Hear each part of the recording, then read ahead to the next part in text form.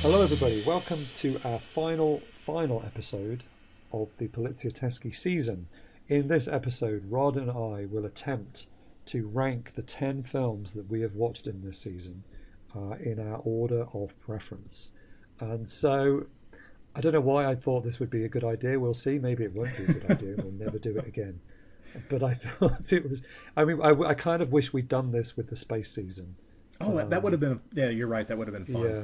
We could do a retrospective episode and yeah, we could always later. go back and review that. But so anyway, so that's what I thought we'd just have a go.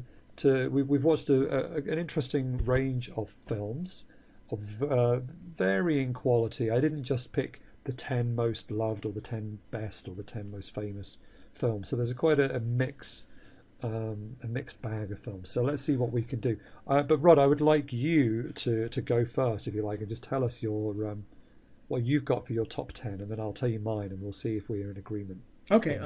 Should I go in order? I'll go from favorite to least favorite of the 10. How's that? Oh, okay. Why not? And then I'll do mine the other way round, just to keep things interesting. Ooh, okay. And let's see how close we are here. This is interesting. So, Okay. of the 10 films, I have to say that I think that there are 4 or 5 of them that are unassailable classics that I think that are just excellent examples of not just the genre, but I think they're just fantastic films. And so those are the ones that we're kind of jockeying for different slots in the top 5, in my opinion. Yeah. So, and I have to say the first 2 slots were difficult, and that's why I kind of wanted to start there, which is I've gotta hand it to the first film we covered, Milano Caliber 9. I think that is the best of the 10 that we've covered. I think it's an exceptional film on every level. It is exactly what I want from a film of this type without being sleazy. You know, if you want to add the sleaze, there are different films that we've covered that kind of include that aspect of it. We definitely weren't lacking in sleaze in this season. No, not at all. But I think that it's Milano Caliber 9, and I would actually say that the first 4 or 5 films, in my opinion, on this list, in quality, I think are excellent films that almost any open-minded film watcher would be able to enjoy, regardless of what they thought of the genre overall. Yeah. So Milano Caliber 9 was jockeying for a first or second place with Rabid Dogs, the Mario Bava crime film. A movie so good that even the things that they weren't able to film and therefore weren't able to be put in the movie actually make the movie better, in my opinion. I think Rabid Dogs is an exceptional movie. I've been in love with it for over 2 decades, and I think it's just an incredible movie that the intensity and the whipsaw changes in the third act, they're extraordinarily well done. I think it's an exceptional movie. Number 3. Yes. What Have They Done to Your Daughter?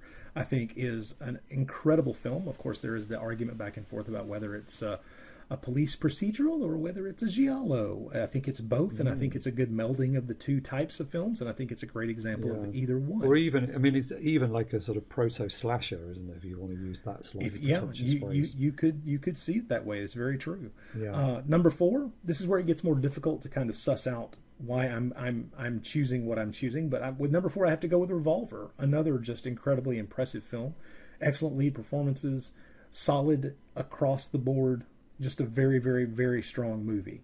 Number 5, this is where we start getting into personal taste, in my opinion, where it's not a question of the qualities of the filmmaking. It's more a question of what do you enjoy more personally.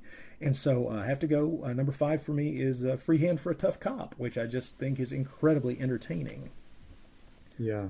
That's the one that starts with the Western, Mm-hmm. and you think you're watching the wrong film, right? That's the Yeah, yeah, that is a good it's one. just it's a great little movie. I just think Yeah, it's it's fantastic. good, really good sort of chemistry between the two of them. Very very It's true. Claudio Casanelli, isn't it, and Thomas Milian, and they make a good double act. Yeah. Number six for me would be Young, Violent, and Dangerous. I've been Mm, impressed with this film for years. It is a dark, grim film, but there is so much going on that's unspoken in the movie that it kind of elevates it above just being a kind of brutal exploitation film, although it's very easy. It could be very easy to just see it that way. But Young, Violent, and Dangerous, I think, yeah, is fantastic. I really feel for me that was a sort of discovery Hmm. this season because it's not a film I was familiar with at all, but it's great. Yeah, Yeah, really it took me by really is. surprise. Yeah. Number seven for me would be Savage 3.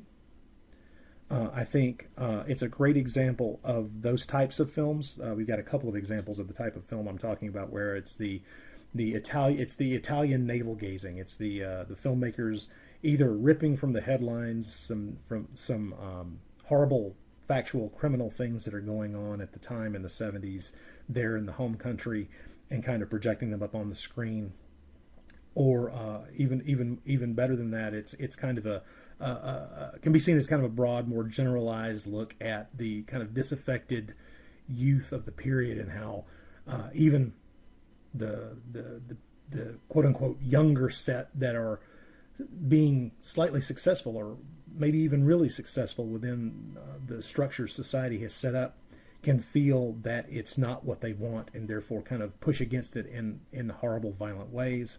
Yeah. Number eight. Now we start to get into the movies where I think that there's a lot of great stuff in them, but because I don't think any of the movies we covered this time around at all, I don't think any of them were bad. No. But I think we start getting into the position of having to choose between the ones where you're enumerating the things that don't work as well as you might hope that they would. So for number eight, I'm going to go with Magnum Cop, the movie Hmm. we covered most recently, because I Hmm. think that it works better than some of the others. And then I'm going to say number nine was Heroin Busters, Mm. because it's brilliant, brilliant, brilliant, brilliant. It's a great film. It would actually be much higher if it wasn't for that bizarre tagged on airplane coda, which which leaves the lingering taste of WTF. It really does. Yeah, it's a little bit odd. It's so It's weird to have such it, a perfect ending there in the yeah, movie, and then to keep going. but it's So basically the Tom Cruise Mission Impossible kind of model of filmmaking, isn't it? It's let's think of loads of cool sequences first, and then we'll come up with a plot afterwards. And yeah, so, hey, you can fly a plane? Great, let's have some scenes of you flying a plane. And that's basically why they did it, not because it actually was needed. But yeah, it's quite fun. and then of course that only leaves one film at the bottom of the list, and I'm not saying it's a bad film by any stretch of the imagination, but that would be Blue Movie Blackmail. So Are you as much of a bastard as Professor Cliff? No, Inspector Cliff. I mean, he kind of got it wrong. Inspector, yes, still quite a good film, but Yeah. just if I'm having to Ah, rate them, that one comes in at the bottom. interesting. Okay. Well, yeah, okay, interesting. We've got some similarities. One is exactly the same, and then Hmm. some are opposite ends of the scale, pretty much. So that's Oh wow, okay. well, almost. Let me see. Okay, so well, I went with Revolver for my first one, and I've been trying to Ah, think why, because like you said, they're all great, but I just think there's something about Oliver Reed's performance in that film that, for me, maybe because like I've seen Thomas Milian and I've seen Claudio Casanelli and I've seen Maurizio Merli in so many films now, but I've only seen Oliver Reed in one of these, and he was just tremendous. And that yeah. film keeps you guessing so much. I honestly didn't know where it was going, and there are some genuinely shocking things. Again, like as we've said, nobody's safe. Um, Yeah, um, and you're right. Reed is a wrecking ball in that yeah, film. He's amazing. it's great. Um, so that was for me was number one, but it was a tight number one with my second film, which was Milan Caliber 9, which was obviously your first film. Because that film, I know it wasn't the first Poliziotteschi, but in many ways it feels like it kind of paved the way for the rush of films that came in the years afterwards. Because it was very early in the cycle. It's like 1972, I want to say, off the top of my head. Yeah, 72. And I think it's 72. Yeah, and obviously Fernando de Leo, who would go on to do so many of these great things. So, yeah, it is a great film. Just really awesome in lots of ways. My third film, which is also your third film, What Have They Done to Your Daughters? It's such an impressive, bleak, horrible, yet wildly entertaining film. I mean, for me, What Have They Done to Your Daughters gets right what I feel went wrong with Magnum Cop. I understand. Yeah, I know Magnum Cop would have worked much better for me if it had a similar tone to this one. But I suppose the question would then be, well, what's the point in Magnum Cop? Because it's just the same as What Have They Done to Your Daughters? So we talked about this in the last episode. I can understand why that one was so different, but yeah, What Have They Done to Your Daughters is just mind blowing. I think there's a scene in there when they walk into this house. They're looking in this apartment for some clues, and they get called to the bathroom, and so he walks in. It's Casanelli, isn't it, in that one? And he walks in, and there's just blood absolutely everywhere, up the walls, over the floor. Like, it's like the most blood-filled, white tiled bathroom you've ever seen. It's like something out of a video game, like, I don't know, like Silent Hill or Resident Evil or something. It's like, it is a brilliant visual shock moment that you're just not expecting at that point in the film. Yeah, for a film from the mid '70s, I don't know. Because I first saw this film several years ago when I was only just starting to really get into Italian films. So that moment for me was a real kind of, oh my goodness, that's much more than I was expecting. And then, of course, there's also a bit where a guy gets his hand chopped off with a cleaver. So this is a film that doesn't hold back. Although, if you get hold of the American Blu-ray, you will discover in the deleted scenes, this is a film that did hold back. Because, oddly enough, yeah. Because they did shoot hardcore porn to include in this film, and then quite rightly decided it was already sleazy enough. That is a very interesting thing about the 70s, is that there were something we haven't discussed a whole lot of, which is the idea that was something that was happening in the 1970s that sometimes crossed over into regular, normal film, is that there was a question really about how much the porn industry was going to influence, because suddenly the illegality of it was no longer in question, at least here in the States. And then it had really never been particularly illegal in different countries, some of them in Europe. And so the question of whether to put that kind of material into those films did become a question, rather than something that you literally could never do. And so there was that period in the 70s where you had porno chic going on, and it was a question of, is this going to be a straight film, or is this going to be a porno film, or is it going to somehow combine the two of them? And that's a good example where you can actually see the stuff that they were intending to put in the movie and ended up not doing. So I mean, obviously, particularly in Italy, they had, I guess, into the 80s and 90s, very much celebrity porn stars. What's his name? Is it Siegfried Rocco, I want to say, who's a very famous Italian porn star. He's had documentaries made about him. He had his own reality show on Netflix, which is kind of weird. And he also you had at least one porn actress who ended up in government. Yeah. Yeah. Yeah. Oh, Italy. I love it.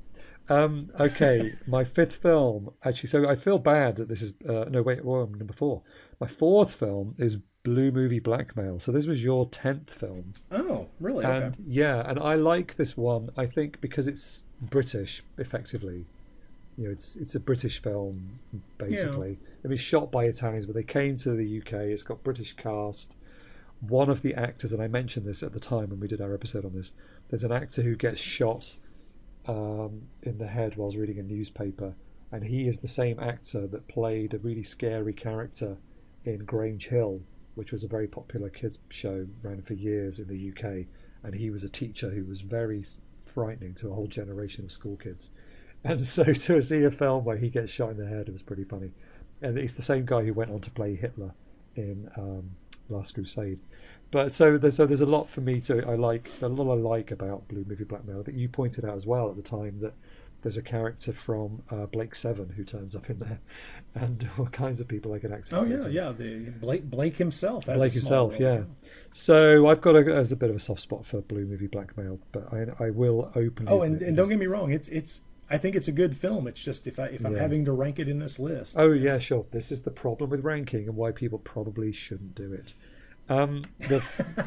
Which is why I feel really bad that Mario Bava is only at number 5 here. I've got Rabid Dogs at 5. Yeah. And I really think Rabid Dogs is a masterpiece, so I feel bad putting it at number 5. But that's, it's not because I don't think it's as good as those other films. I think it's just, if you told me I've got to watch all of these films again, this is the order I'd probably choose to watch them again, I suppose. Oh, okay, yeah. And I would have a better time, I think, watching some of these other films than Rabid Dogs, which is I have to also. Say that for me, this list. I'm sorry. For me, this list is kind of how would I present this list of 10 films to somebody who's not seen any of them? Where do you start? That's how I would rank them, as just go down the list in this order. So. Yeah, no, that's a good reason too. Then I've got Freehand for a Tough Cop, which is fun. But I would also, I would put Freehand, if I could put them on the same number, then I would really, I struggled between Freehand for a Tough Cop at number 6 or Heroin Busters at number 6. So I ended up with Heroin Busters at 7. Because Heroin Busters is great, but like you said, it's phenomenal. It's basically, again, it is just a series of chases for most of the film. It's just one set piece after another, with a very thin plot holding it all together. It almost feels like a film that was written by and directed by stunt people. Yeah, good point. Basically. And most of the cast are actually stunt performers. But it is good. I really enjoyed it.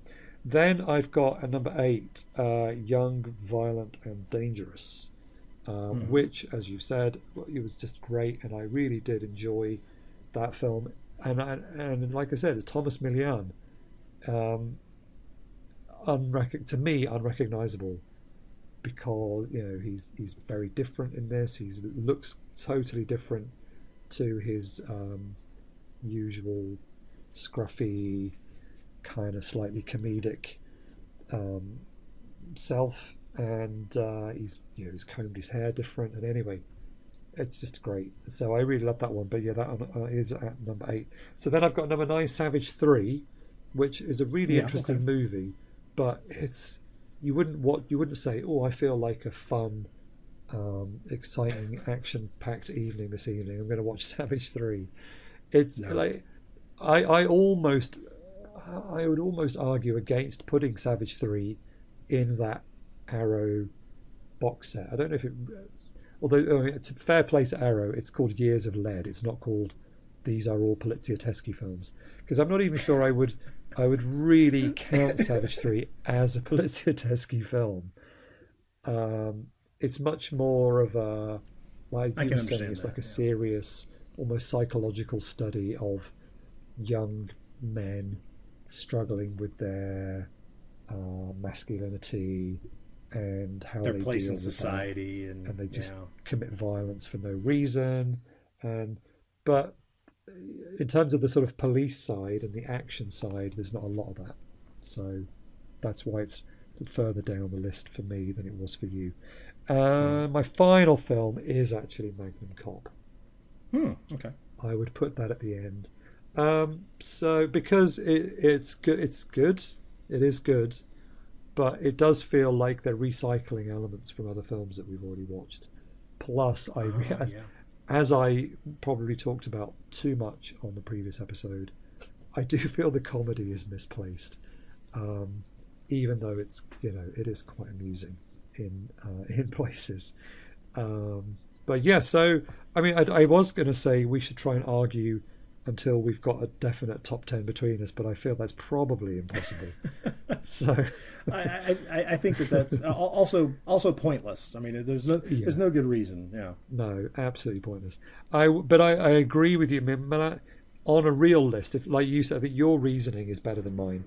I was just going by what would I watch again first, but I think the idea of introducing these films to people, and if you were going to give somebody like a list of films that they had to watch to understand the genre, then definitely Milan Caliber 9 belongs at the top. So I will definitely give you that. So I'll let you have that one.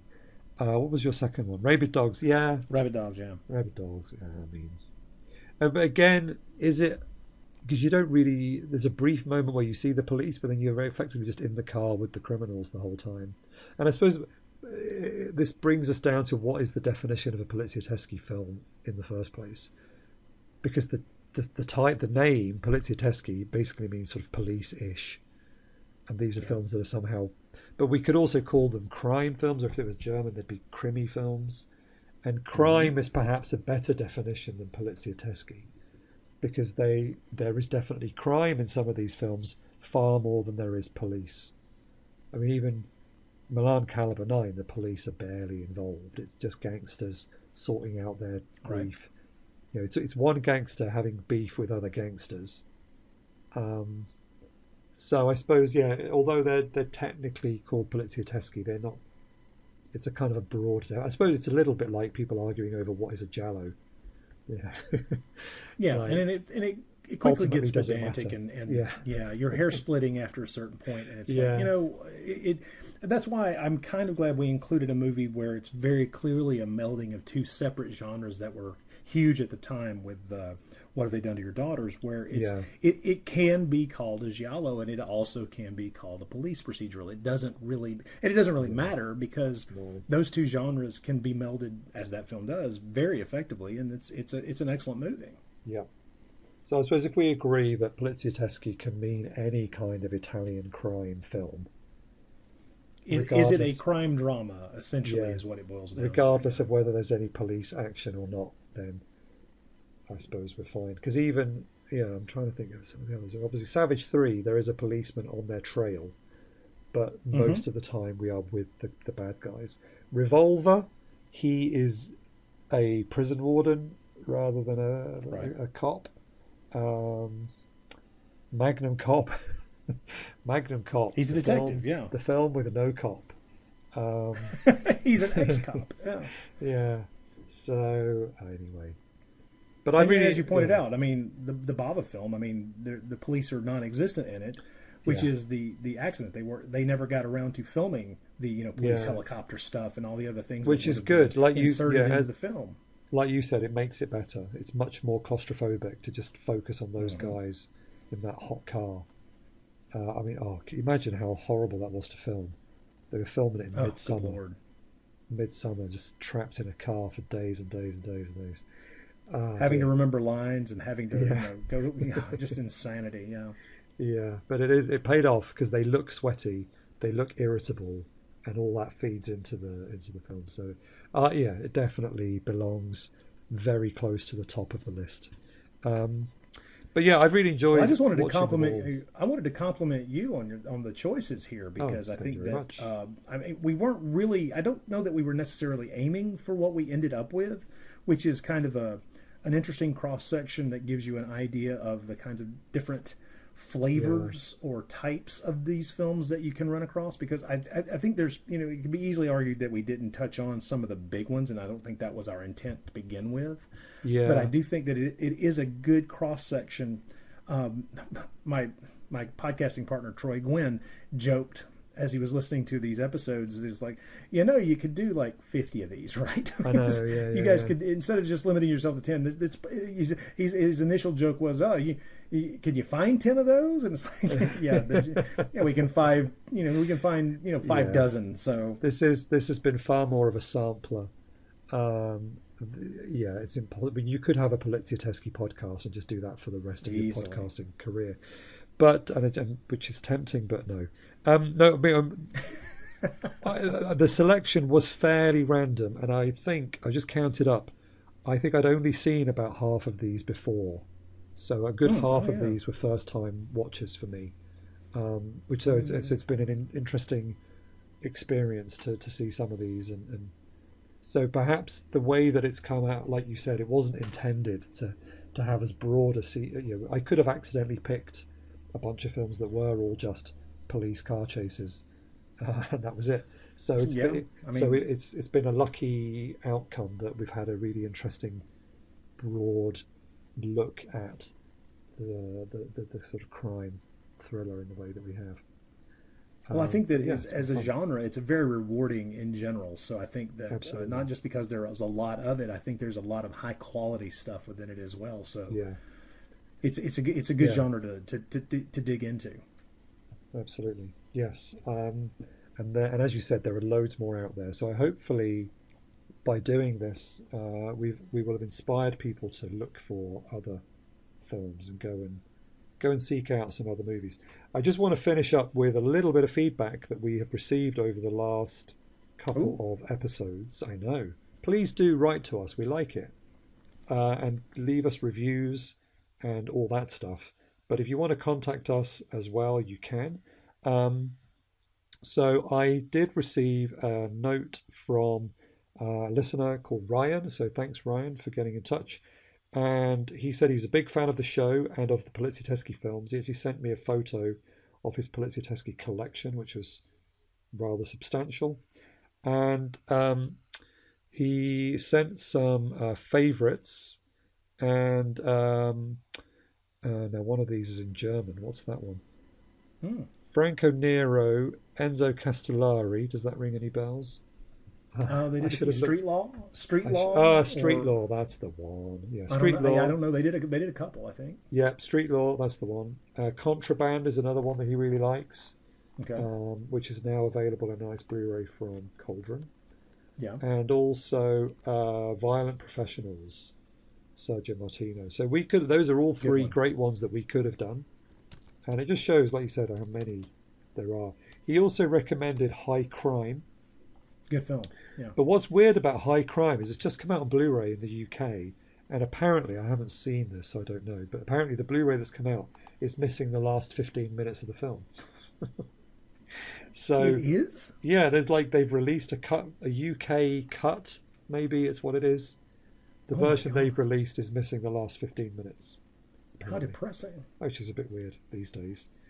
But anyway, so thank you, Ryan. Mark also got in touch. Just to say, great podcast, gents. He called us gents. Thank you very much. Best Italian genre podcast this side of Fragments of Fear. Now that's high praise indeed, because I really enjoy Fragments of Fear. He said in brackets, I think the late Fragments of Fear. Yeah, Fragments of Fear, I haven't done an episode for about a year now, but I do believe they are both very busy. They constantly seem to be announcing commentary tracks or providing extras for the many dozens of cult Italian films that seem to be getting released all the time these days. So I know that they're both still out there and doing stuff, but yeah, maybe that's had an impact on their podcast. Perhaps that'll happen to you and me, Rod. Eventually the time will come where we are too busy releasing Blu-rays of Escape from Galaxy 3 to do any more podcasts. But well, I will say that there are times, and this summer was one of them, where the stacked up commentary tracks did interfere with my scheduling for podcasting. You are That's true. Impressively prolific with the commentaries. I sit in awe of your work there. But anyway, thanks, Mark. I can only do what I get offered. So that's true. People out there, make more offers. Make some offers, exactly. We are available. Right, thank you again, Rod, for doing this with me. One thing we will mention, in the last episode I said I'm going to set up a poll. So our next full season will be either fumetti films, comic book movies, which will include not only the Mario Bava Diabolic, but also the 2021 Diabolic. So if you want to hear what we think of that, I'm curious to see that one. Yeah. Oh, it's great fun. but also a bit weird. But anyway, I'll save that. I'll save my thoughts on that one. So yeah, so either that or your classic post-apocalypse Bronx Warriors, Atlantis Interceptors, or whatever it's called, all those kind of movies. So Endgame, all those yes, fun things. Endgame. I just watched Endgame last week. That is a fun film. So I'll set up a poll. That's going to be our next full 10 film season.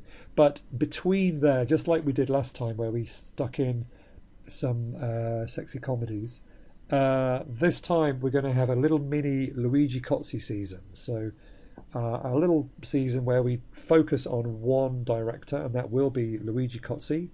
And all being well, that will also include an episode with Luigi himself. So do stay tuned for that. Very exciting. Yeah, that's going to be cool. So that'll be what we do immediately after this. So in the next couple of weeks or so, you will hear an episode of us talking about Luigi Cozzi.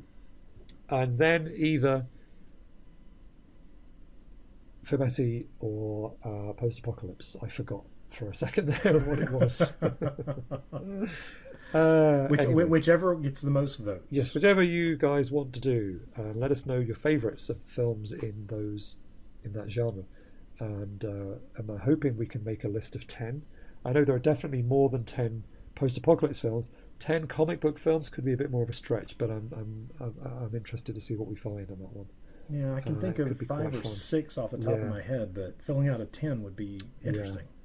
Yeah, we'll definitely have Argo Man, the Fantastic Superman, or whatever it's called, and all those kind of films. So that'll be entertaining. But anyway, that's the plan. So let us know what you think, what you would like us to do. Rod, thank you so much for talking about 10 Poliziotteschi films with me over the last however many months it's been, 6 months maybe. I think we started this back in March. Yeah, probably. Oh dear. So thank you for doing that. I really appreciate your knowledge and your experience that you bring to this, and I know your list, I think, shows that you've definitely put a lot of thought into these movies. Well, I thank you for the opportunity to talk about these movies, because Lord knows I don't talk about movies very often. No, exactly. Yeah, exactly.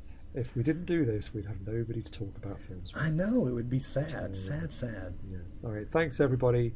Bye for now. Bye-bye. Excelente.